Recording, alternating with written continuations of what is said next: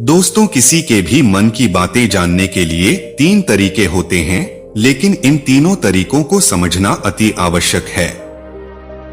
यदि आप इन तीनों तरीकों को समझ लेते हैं तो आप निश्चित ही किसी के भी मन की बातें बड़ी ही आसानी से जान सकते हैं, समझ सकते हैं। तो चलिए इसे एक बुद्ध कहानी के माध्यम से समझते हैं कि किस तरह आप दूसरों की मन की बातें जान सकते हैं, समझ सकते हैं। बहुत समय पहले की बात है। एक छोटा सा गांव था। उस गांव में 2 भाई रहा करते थे। बड़ा भाई अंधा था, जिस कारण वह हमेशा घर पर ही बैठा रहता था और छोटा भाई खेती किया करता था। लेकिन खेतों में अधिक जानवर आने से पूरी फसलें नष्ट हो जाती थी, जिस कारण छोटा भाई बहुत परेशान हो चुका था। तभी उसे एक तरकीब सूझी। एक दिन उसने सोचा, खेतों में से इन जानवर को भगाने के लिए क्यों ना मैं अपने बड़े भाई की मदद लूं। वैसे भी बड़े भैया अंधे हैं। अगर वे खेत में बैठे रहेंगे और जानवरों की आहट आने पर वह उन्हें जोर से चिल्लाकर भगा सकते हैं, जिससे हमारी फसलें बच सकती है। इसलिए उन्हें मैं खेत में बिठा देता हूँ। यह सब सोच विचार करने के बाद उसने अपने खेत में ही एक छोटी सी झोपड़ी तैयार की और अपने अंधे भाई को उस खेत में बिठा दिया और उनसे कहा, भैया, यदि कोई जानवर की आहट आपको सुनाई दे तो आप जोर जोर से चिल्लाना। यह सुनकर वह जानवर यहाँ से भाग जाएंगे और हमारी फसलें नष्ट होने से बच जाएंगी। बड़ा भाई अपने छोटे भाई की बात मान लेता है और वह उस दिन से खेत में ही रहना शुरू कर देता है। जब भी किसी जानवर की आहट उसे सुनाई देती तो वह तुरंत जोर जोर से चिल्लाना शुरू कर देता, जिससे वह जानवर उसके खेतों से भाग जाते। ऐसा करते करते कई दिन बीत चुके थे। तभी एक दिन उसके खेत में एक हिरण भागता हुआ आता है और वह खेत के बांध को तोड़कर वहां से भाग गया। लेकिन उसी हिरण का पीछा करते हुए एक राजा भी उस खेत में आ पहुंचा। तभी राजा की नजर उस अंधे भाई पर पड़ती है। राजा उस व्यक्ति से कहता है, देखो, मैं यहाँ पर एक जानवर का पीछा करते हुए आया हूँ। क्या तुमने उस जानवर को यहाँ पर देखा है? इस पर वह व्यक्ति कहता है, हे राजन, मैं तो अंधा हूँ। मैं भला किसी जानवर को कैसे देख सकता हूँ? लेकिन मैं आपको इतना जरूर बता सकता हूँ कि जो जानवर मेरे खेतों से होकर भागा है वह आपके लायक नहीं है। आप उसके पीछे अपना समय यूं ही व्यर्थ कर रहे हैं। राजा उस अंधे व्यक्ति की बात सुनकर बड़ा अचरज में पड़ गया। वह यह सोचने लगा कि आखिर यह तो अंधा है, फिर इसे कैसे पता कि जिस हिरण को मैं तलाश रहा हूँ वह हिरण मेरे लायक है ही नहीं। यह अंधा व्यक्ति मुझे कैसे बता सकता है? तभी राजा उस अंधे व्यक्ति से कहता है, कहीं तुम मुझसे झूठ तो नहीं कह रहे? एक तरफ तुम यह कहते हो कि तुम अंधे हो और दूसरी तरफ तुम यह भी कह रहे हो कि जो जानवर यहाँ से भागा है वह मेरे लायक नहीं है। इस पर वह अंधा व्यक्ति कहता है, हे राजन, जिसे आप एक हिरण समझ रहे हैं, असल में वह एक हिरण नहीं है, बल्कि वह एक हिरनी है और वह भी गर्भवती है।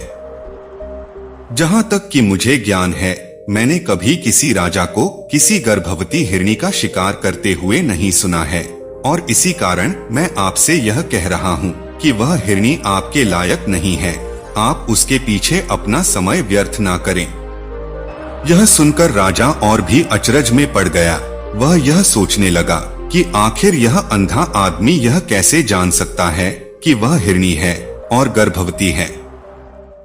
राजा कुछ देर सोच विचार करने के बाद अपने सेनापति से कहता है, सेनापति जी, मुझे वह जानवर जिंदा चाहिए, क्योंकि मुझे यह पता करना है क्या वह हिरनी है और क्या वह गर्भवती है। क्योंकि यह अंधा आदमी बहुत विश्वास के साथ कह रहा है और मुझे इस बात की पुष्टि करनी है। यदि वह हिरनी हुई और गर्भवती हुई तो वह हमारे शिकार के लायक नहीं है, क्योंकि हम तो एक हिरण का पीछा कर रहे थे। इसलिए जाओ और पता करो कि क्या वह हिरनी है। सेनापति राजा से आज्ञा लेकर आगे की ओर बढ़ चलता है और कुछ देर बाद जब वह वापस लौट कर आता है तो वह राजा से कहता है, हे राजन, इस अंधे आदमी ने जो भी बातें कही है वह बिल्कुल सही है। वह एक हिरणी ही है और वह गर्भवती भी है। यह सुनकर राजा आश्चर्यचकित रह गया। उसे समझ नहीं आ रहा था कि आखिर अंधा आदमी कैसे पता कर सकता है कि वह जानवर एक हिरणी है और तो और वह गर्भवती है। भला एक अंधा आदमी यह कैसे देख सकता है, यह कैसे जान सकता है, आखिर इसे यह कैसे पता चला? ऐसे कई सारे प्रश्न अब राजा के मन में उमड़ने लगे। अब राजा ने यह ठान लिया था कि मुझे इस बात की तह तक पहुंचना ही है कि आखिर यह अंधा आदमी कैसे जानता है कि वह जानवर एक हिरणी है। यह सोचकर राजा उस अंधे आदमी के पास जाता है और उस अंधे आदमी से कहता है, देखो, मैं यह तो नहीं जानता कि तुम सचमुच अंधे हो या नहीं, लेकिन मैं तुमसे एक बात जानने आया हूँ। क्या तुम मेरे प्रश्न का सही सही जवाब दोगे? इस पर वह अंधा व्यक्ति कहता है, हे राजन, आप जो कुछ पूछना चाहते हैं मुझसे पूछ सकते हैं। मैं आपको बिल्कुल सच सच जवाब दूंगा। इस पर राजा कहता है, देखो, एक तो तुम कहते हो कि तुम अंधे हो और दूसरी तरफ तुमने यह बता दिया कि जिस जानवर का मैं पीछा कर रहा हूँ वह एक हिरणी है और तो और वह गर्भवती भी है। आखिर तुम्हें यह कैसे पता चला? तुम्हारे खेत में और भी तो जानवर आते होंगे और भी तो जानवर यहाँ से गुजरते होंगे, तभी फिर तुमने यह कैसे अंदाजा लगा लिया? तब वह अंधा व्यक्ति राजा से कहता है, हे राजन, आप जिस हिरणी का पीछा कर रहे थे वही हिरणी जब मेरे खेत में आई तो उसकी रफ्तार और उसके भागने की आहट से मुझे यह एहसास हो चुका था कि यह एक हिरणी है। और मेरे खेत की जो बांध है वह बहुत छोटी है, उसकी ऊंचाई ज्यादा नहीं है। यदि कोई हिरण होता तो उस बांध को बड़ी ही आसानी से फांद जाता, लेकिन वह हिरणी इस बांध को तोड़कर भागी है और यदि वह इस बांध को छलांग लगाकर पार करने का प्रयास करती तो इससे उसके बच्चे को खतरा होता। और इसी बात से मैंने यह पता लगा लिया कि वह गर्भवती है। इस कारण वह ज्यादा ऊंची छलांग ना लगाकर मेरे खेत की बांध को तोड़ते हुए भाग गई। इस पर राजा के मन में एक और प्रश्न उठा। तब राजा ने कहा, किंतु तुम्हें कैसे पता चला कि वह एक हिरणी है और भी तो कोई जानवर यहाँ पर आ सकते हैं?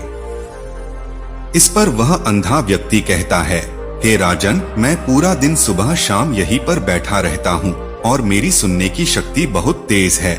मैं यह भांप जाता हूँ कि कौन सा जानवर मेरे खेत में आया है और उसी के आधार पर मैं जोर जोर से चिल्लाता हूँ ताकि वह मेरे खेत से भाग जाए और मेरे खेत की फसलों को नष्ट न कर पाए। राजा उस अंधे आदमी का यह जवाब सुनकर पूरी तरह से संतुष्ट हो चुका था। वह मन ही मन यह सोच रहा था कि यह आदमी भले ही अंधा हो, लेकिन यह तो बड़ा ही ज्ञानी मालूम पड़ता है। इस आदमी से कुछ ना कुछ तो काम निकलवाना ही चाहिए। यह विचार लिए हुए राजा वहां से वापस अपने महल की ओर लौट जाता है। राजमहल पहुंचते ही राजा उस अंधे व्यक्ति से कहता है, आप तो बड़े ज्ञानी व्यक्ति हैं, आपको किसी भी बात का पता बड़ी आसानी से चल जाता है।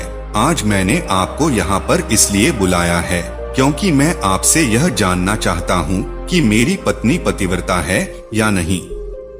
इस पर वह अंधा व्यक्ति कहता है, हे राजन, यह कैसा प्रश्न हुआ? इस पर राजा कहता है, मैंने आपसे बिल्कुल उचित प्रश्न किया है, मुझे इस प्रश्न का उत्तर दीजिए। इस पर वह अंधा व्यक्ति कहता है, हे राजन, यह सारी बातें जाने दीजिए। आपकी शादी को इतने साल बीत चुके हैं और अब आप यह बात क्यों जानना चाहते हैं? आपके मन में ऐसे प्रश्न क्यों उठ रहे हैं? इस पर राजा जिद करते हुए कहता है, देखिए, आपको मुझे इस प्रश्न का उत्तर तो देना ही होगा। यदि आप मुझे इस प्रश्न का उत्तर नहीं देंगे तो मैं आपको मृत्यु दंड दे दूंगा। राजा के मुख से यह बात सुनकर वह अंधा व्यक्ति कहता है, हे राजन, यदि आप इस प्रश्न का उत्तर चाहते हैं तो उसके लिए आपको मेरा एक काम करना होगा। राजा कहता है, बोलो, मुझे क्या काम करना होगा? इस पर वह अंधा व्यक्ति कहता है, इसके लिए आपकी पत्नी को मेरे साथ कमरे में अकेले छोड़ना होगा। उस अंधे व्यक्ति की यह बात सुनकर राजा पहले तो क्रोधित हो जाता है, लेकिन फिर कुछ सोच विचार करने के बाद वह उस व्यक्ति की बात मान लेता है और अपने सेनापति को आदेश देता है, सेनापति जी, इस व्यक्ति को और मेरी पत्नी को एक कमरे में कुछ देर के लिए अकेला छोड़ दें। सेनापति बिल्कुल वैसा ही करता है। अब राजा की पत्नी और अंधा आदमी एक कमरे में बंद हो चुके होते हैं। तभी वह अंधा आदमी राजा की पत्नी से कहता है, मुझे आपको छूना है। इस बात पर रानी अत्यधिक क्रोधित हो जाती है और उस अंधे आदमी को पकड़ पकड़ कर पीटने लगती है, कभी हाथों से तो कभी लातों से तो कभी पटक पटक कर। इस तरह से उन्होंने उस अंधे आदमी की खूब पिटाई की। उसके बाद किसी तरह से वह अंधा आदमी अपनी जान बचाकर वहां से भाग निकलता है और वह राजा के पास पहुंचता है और वह राजा से कहता है, हे राजन, आपकी पत्नी पतिव्रता नहीं है। यह बात सुनकर राजा अत्यधिक क्रोधित हो उठता है और राजा अपनी तलवार निकालकर सीधा अपनी पत्नी की ओर जाता है। क्रोधित होकर वह अपनी रानी से कहता है, रानी जी, आज मैं जो भी सवाल आपसे करने वाला हूँ उसका मुझे सच सच जवाब दीजिएगा, और यदि आपने एक शब्द भी झूठ कहा तो मैं आपका अभी के अभी सर धड़ से अलग कर दूंगा। तभी आगे वह राजा कहता है, मुझे बताइए, क्या आप पतिव्रता है या नहीं। इस पर रानी कहती है, हे राजन, आप भले ही मुझे जान से मरवा दीजिए, लेकिन मैं पतिव्रता नहीं हूँ। राजा यह बात सुनकर बहुत खुश हुआ, क्योंकि उस अंधे आदमी ने जो भी कहा था वह बिल्कुल सच था। यह बात सुनकर तुरंत ही राजा उस अंधे आदमी के पास पहुंचता है और आकर उस अंधे आदमी से कहता है, तुम्हें कैसे पता चला कि मेरी पत्नी पतिव्रता नहीं है। इस पर वह अंधा आदमी कहता है, हे राजन, बड़ी सीधी सी बात है। मैंने तो आपकी पत्नी से बस इतना ही कहा था कि मुझे आपको छूना है, और इस बात पर वह इतना क्रोधित हो उठी कि उन्होंने गुस्से में आकर मुझे लात घूंसों से पीटना शुरू कर दिया। और भला कोई औरत किसी और मर्द को कैसे छू सकती है, लेकिन उन्होंने न आव देखा न ताव, बस लात घूंसे मुझ पर बरसाना शुरू कर दिया। वह भी तो एक छूना ही हुआ, और एक पतिव्रता नारी कभी भी पराये मर्द को नहीं छूती। जब मैंने उनसे छूने के लिए कहा था तो वह उस वक्त मुझे मना कर सकती थी, लेकिन उन्होंने तो मुझे पीटना शुरू कर दिया और देखते ही देखते उन्होंने मेरे पूरे शरीर को छू लिया। अब आप ही बताइए, ऐसी स्त्री भला पतिव्रता कैसे हो सकती है। इस पर राजा कहता है, तुम तो बहुत ज्ञानी मालूम पड़ते हो। अच्छा ठीक है, चलो तुम मेरे एक प्रश्न का और जवाब दो। यदि तुमने मुझे इस प्रश्न का सही सही जवाब दे दिया तो मैं तुम्हें यहाँ से जाने दूंगा। आगे राजा उस अंधे आदमी से कहता है कि तुम मुझे यह बताओ कि क्या मैं सच में अपने पिताजी का ही बेटा हूँ या फिर किसी और का। इस पर वह अंधा व्यक्ति कहता है, हे राजन, इस बात से आपका क्या लेना देना। आप किसी की भी औलाद हो, आखिर आप है तो इस राज्य के राजा, इसलिए इस प्रश्न को जाने दीजिए। लेकिन राजा कहता है, नहीं नहीं, मुझे इस प्रश्न का सही सही जवाब चाहिए, अन्यथा यह प्रश्न मुझे हमेशा परेशान करता रहेगा। इसलिए मैं इसका सही सही जवाब जानना चाहता हूँ। यदि तुम इसका सही सही जवाब दे देते हो तो तुम यहाँ से जा सकते हो, मैं तुम्हें नहीं रोकूंगा। इस पर वह अंधा आदमी कहता है, हे राजन, इसके लिए तो मुझे आपके माँ के पास भी जाने की कोई आवश्यकता नहीं है। मैं आपको अभी अभी यह बता सकता हूँ कि आप किसकी औलाद है, लेकिन उससे पहले मैं चाहता हूँ कि आप मुझसे एक वादा करें कि आप मुझ पर क्रोध नहीं करेंगे। राजा ने कहा, मैं तुमसे वादा करता हूँ, मैं तुम पर क्रोध नहीं करूँगा। इसके बाद वह अंधा आदमी राजा से कहता है, हे राजन, आप है तो अपने ही पिता के पुत्र, लेकिन आप पर एक कंजूस सेठ की छाया पड़ी हुई है। यह सुनकर राजा बहुत क्रोधित हो उठा और वह तुरंत तलवार निकालकर अपनी माँ के पास जा पहुँचा। वहाँ पर पहुँचने के बाद अपनी माँ से कहता है, माँ, मुझे सच सच बताइए, क्या मैं अपने ही पिता का पुत्र हूँ या नहीं। यदि आपने मुझे सही सही नहीं बताया तो मैं यहीं पर अपने प्राण त्याग दूंगा। मुझे बताओ क्या सच है। इस पर उस राजा की माँ कहती है, बेटा तू है तो अपने ही पिता का पुत्र, लेकिन तुम्हारे ऊपर एक कंजूस सेठ की छाया पड़ी हुई है। जब मैं एक बार नहाने के बाद अपना मुंह आईने में देख रही थी, तभी उस कांच के पीछे मुझे एक कंजूस सेठ नजर आता है और उसी की छाया तुम पर पड़ चुकी है। यह बात सुन राजा बहुत खुश हो जाता है और वह तुरंत दौड़ा दौड़ा वापस उस अंधे आदमी के पास पहुंचता है और उस अंधे आदमी से कहता है, तुम्हें यह कैसे पता चला कि मुझ पर एक कंजूस सेठ की छाया पड़ी हुई है? इस पर वह अंधा आदमी कहता है, हे राजन, आपने मुझसे कई सारे सवाल पूछे जिनका जवाब मैंने आपको सही सही दिया है। यदि कोई और राजा होता तो मुझे इसके बदले में ढेरों सारे इनाम मिल चुके होते, लेकिन अब तक आपने एक फूटी कौड़ी तक नहीं दी है। इस बात से ही मैंने अंदाजा लगा लिया था कि आप बहुत कंजूस हो। यह बात सुनकर राजा जोर जोर से हंसने लगा और कहता है कि आप जो भी मांगेंगे वह मैं आपको अवश्य दूंगा, लेकिन मुझे यह बताओ कि तुम्हें कैसे पता चल जाता है कि कौन सी बात सही है और कौन सी गलत? तुम किसी भी बात का इतना सटीक और सही जवाब कैसे दे पाते हो? इस पर वह अंधा आदमी कहता है, हे राजन, मैं तो वैसे ही अंधा हूँ। यदि मेरी आंखें होती तो मैं किसी की भी मन की बातें बड़ी सरलता से जान लेता। मन की एक भाषा होती है और यह भाषा मनुष्य के शरीर के व्यवहार के रूप में देखी जा सकती है। उसकी आंखों से, उसके होठों से, उसके काम करने के तरीके से, उसकी क्रियाओं से पता किया जा सकता है कि उसके मन में क्या चल रहा है।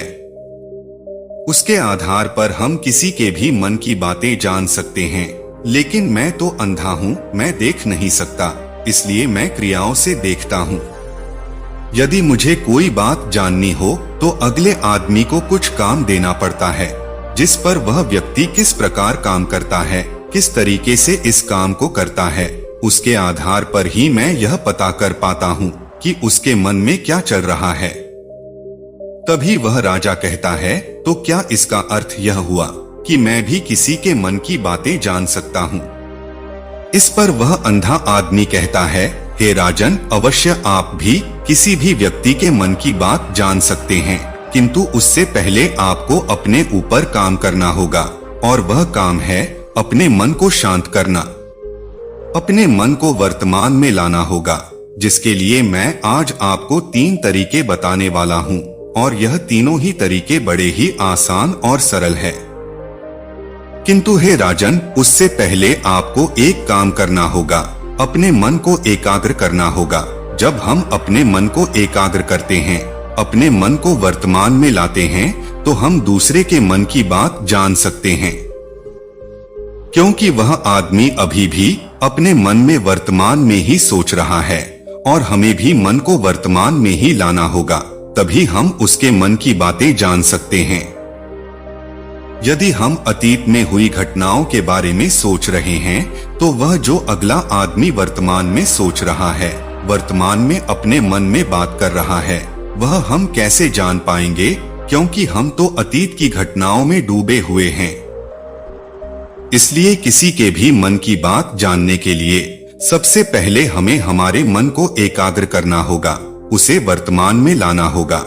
आगे वह अंधा व्यक्ति राजा से कहता है, हे राजन, जो 3 तरीके मैं आपको बताने वाला हूँ, इन 3 तरीकों से बड़ी आसानी से किसी के भी मन की बातें जान सकते हैं। उसके बाद वह अंधा आदमी राजा से कहता है, हे राजन, जो सबसे पहला तरीका है वह है आंखों पर ध्यान देना। किसी व्यक्ति से बात करते वक्त उसकी आंखों में देखना, उसकी आंखों पर ध्यान देना, जो सबसे ज्यादा जरूरी है, क्योंकि आंखें बोलती नहीं पर बहुत कुछ कह जाती है।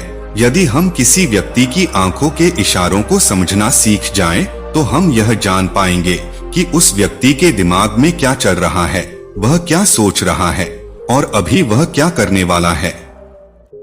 मेरे पास आंखें नहीं है, लेकिन मैंने अपने गुरु से यह विद्या सीखी है, क्योंकि बहुत सालों पहले मेरे पास आंखें थी और मैं उस वक्त लोगों के मन की बातें केवल उनकी आंखों से ही जान लेता था। इसलिए यदि आप भी दूसरों की मन की बातें जानना चाहते हैं तो आपको भी उनकी आंखों पर गौर करना चाहिए। जैसे कि उनका आकार कैसा है, वह कब कहां और किधर देख रहे हैं। यदि उसकी आंखें यहाँ वहाँ घूम रही है, जब आप उससे बातें कर रहे हैं तो वहाँ वह इधर उधर मोड़ रहा है, कभी ऊपर तो कभी नीचे या कभी आसपास, या फिर उसकी आंखें खुश नजर आ रही है या फिर आंखें निराश नजर आ रही है, जैसे कि चोर होता है। उसकी आंखों में जब हम देखते हैं तो हमें यह पता चलता है कि अगले आदमी ने कोई गलती की है। ठीक उसी प्रकार जब हम किसी चालाक व्यक्ति की आंखों में देखते हैं तो आपको पता चलेगा कि उसकी आंखों में एक भाषा होती है, एक बहुत ही सीधा और आसान तरीका होता है। यदि आपको यह पता लगाना है कि सामने वाला व्यक्ति आपसे झूठ कह रहा है या फिर सही, तो आपको उसकी आंखों पर ध्यान देना अति आवश्यक है। यदि आपसे बात करते वक्त वह व्यक्ति अपनी आंखें यहाँ वहाँ घुमा रहा है, ऊपर नीचे इधर उधर दाएं बाएं हर जगह देख रहा है, तो इसका अर्थ यह हुआ कि वह उस बात से निकलने का कोई रास्ता ढूंढ रहा है, वह कोई झूठ बना रहा है। यदि सामने वाला व्यक्ति आपसे कुछ झूठ कहने का प्रयास कर रहा है तो वह आपसे नजर नहीं मिलाएगा, वह यहाँ वहाँ देखेगा, ऊपर नीचे देखेगा, लेकिन वह आपकी आंखों में आंखें डालकर कभी नहीं देख पाएगा, क्योंकि उसे डर है यदि उसने आपकी आंखों में आंखें डालकर देखी तो उसका झूठ पकड़ा जाएगा और लोगों को सच्चाई का पता चल जाएगा। और इसी प्रकार कुछ और भी भाषाएं होती हैं। जब आप किसी की आंखों में आंखें डालकर यह देखना शुरू कर देंगे कि उसके हाव भाव क्या है, ठीक उसी प्रकार चेहरे के हाव भाव होते हैं, जिससे हम मन की बातें बड़ी आसानी से समझ सकते हैं और इन्हें भी समझना बहुत जरूरी है। कभी कभी कोई व्यक्ति अपने चेहरे से, जैसे आंख, होंठ और बहुत से कुछ अलग अलग व्यवहार करता है। यदि आप किसी व्यक्ति के चेहरे पर गौर करेंगे तो आप आसानी से समझ पाएंगे कि वह व्यक्ति निराश है। जब व्यक्ति बहुत उदास है या फिर वह बहुत खुश है या फिर उसे कोई बहुत बड़ा दुख है, वह अपने अंदर क्या महसूस कर रहा है, यह सारी बातें हम उसके चेहरे के हाव भाव से पता कर सकते हैं। फिर चाहे इंसान जुबान से कुछ बोले या ना बोले, लेकिन आप उसके चेहरे से सब कुछ पता कर सकते हैं। आगे वह अंधा व्यक्ति राजा से तीसरा तरीका बताते हुए कहता है कि राजन, इसी प्रकार तीसरी भाषा भी है, अर्थात तीसरा तरीका भी है, और वह है हाथों के इशारे और शरीर का व्यवहार। मन की बात समझने के लिए हमें हाथ के इशारे और शरीर के व्यवहार को समझना बहुत आवश्यक है। कोई व्यक्ति जब बात करता है तो आपने देखा होगा कि वह अपने हाथों को हिलाता रहता है, अपने हाथों से इशारा करता रहता है, बातों के साथ साथ अपना शरीर का जो व्यवहार है उसका भी पूरा उपयोग करता है, जिससे हमें यह पता चल पाता है कि वह व्यक्ति हमारी बातों पर कितना ध्यान दे रहा है और उसके मन में क्या चल रहा है। शरीर के व्यवहार को देखने के लिए उसके हाथ मटकाने, शरीर मटकाने और चेहरे पर बार बार हाथ लाने, हाथों का एक दूसरे से मसलना, ऐसी बहुत सी क्रियाएं होती हैं, उस पर हमें ध्यान देना अति आवश्यक है। मन की बात को समझने के लिए हमें शरीर के व्यवहार को भी समझना पड़ता है। यदि हम इन तीन तरीकों को सही तरीके से ध्यान देकर इन तीन तरीकों को अच्छे से समझ लेते हैं तो हम बहुत जल्दी किसी भी व्यक्ति के मन की बातें बड़ी सरलता और सहजता से जान सकते हैं। इसलिए यदि आपको किसी के मन की बातें जाननी है तो आपको उसकी आंखों पर, उसके चेहरे पर, उसके शरीर के हाव भाव को और उसके हाथों को ध्यानपूर्वक देखना और समझना होगा, जिससे आप यह समझ पाएंगे कि आखिरकार उसके मन में क्या चल रहा है और वह क्या सोच रहा है। लेकिन उनसे पहले आपको अपने मन को एकाग्र करना होगा, शांत करना होगा और अपने मन को वर्तमान में लाना होगा। तभी आप उस व्यक्ति की इन सभी क्रियाओं पर ध्यान दे पाएंगे, उन्हें समझ पाएंगे। अन्यथा यदि आप अतीत की घटनाओं में व्यस्त है, भविष्य की योजनाओं में व्यस्त है, तो आप उस व्यक्ति के हाव भाव पर कभी ध्यान ही नहीं दे पाएंगे और ना ही आप कभी यह समझ पाएंगे कि आखिर उस व्यक्ति के मन में क्या चल रहा है, वह क्या सोच रहा है। आपने देखा होगा कि ऐसे कई बड़े संत महात्मा हैं जो बड़ी ही शांति से आपको देखते हैं और आपको देखकर ही यह बता देते हैं कि आपके मन में क्या चल रहा है, आप उनसे क्या जानने आए हैं। और इसका सबसे बड़ा प्रमुख कारण यही है कि वह आपको पढ़ सकते हैं, आपको समझ सकते हैं, आपकी मन की बातें जान सकते हैं, क्योंकि उनका मन एकाग्र है, शांत है, और यही कारण है कि वह आपके मन की बातें बड़ी सरलता से समझ जाते हैं। यदि आपने अब तक पूरी कहानी को सुना है तो मैं आपसे एक छोटा सा अनुरोध करना चाहता हूँ। कृपया इस कहानी को लाइक करके चैनल को सब्सक्राइब कर लीजिए, ताकि हम आपके लिए और भी ऐसी ही ज्ञानवर्धक कहानी लाते रहेंगे। धन्यवाद।